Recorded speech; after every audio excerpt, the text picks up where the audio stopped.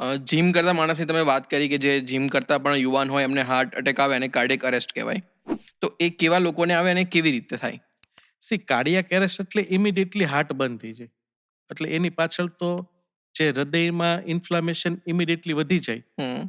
એ માયોકાર્ડાઇટિસ હોય, પેરિકાર્ડાઇટિસ હોય, આ બે વર્ડ છે કે જેમાં હૃદયના કરંટો બંધ થઈ જાય ઓકે. અને હૃદય ફ્રીઝ થઈ જાય.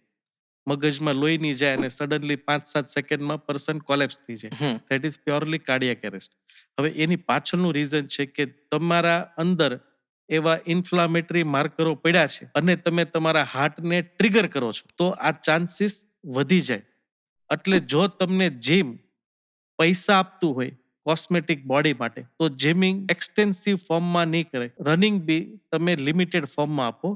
અનટિલ કે તમને કોસ્ટ આપે છે, તમારે બોડી બનાવી જ છે, તો તમે જીમ વર્કઆઉટ કરો. બટ પૈસા ઇન્વોલ્વ નથી તો મોડરેશન ફોર્મ એક્ટિવિટી બહુ સારી. ઓકે. કેવી કેવી એક્ટિવિટી ના કરવી જોઈએ? Heavy running, okay. અને જેમાં પછી કે પ્રોટીન શેક પીધા પછી ટ્રેડમિલ પર હેવી સ્પીડ પર દોડવું, ઇન્ક્લાઇન પોઝિશન પર દોડવું, લિફ્ટ અપ વેટ વધુ ઉઠાવવું, એ અવોઇડ કરવું જોઈએ. બટ એનું સિગ્નલ તમને બોડી આપશે કે તમે ફટીક થઈ જશો. ઓકે. ફટીક થઈને તમારા પાલ્પિટેશન વધી જશે, તો ત્યાં વેઇટ કરી અને ત્યાં સ્ટોપ કરી દેવાય અને એક વખત કાર્ડિયાક કન્સલ્ટેશન કરી અને રિપોર્ટિંગ જરૂર કરાવાય.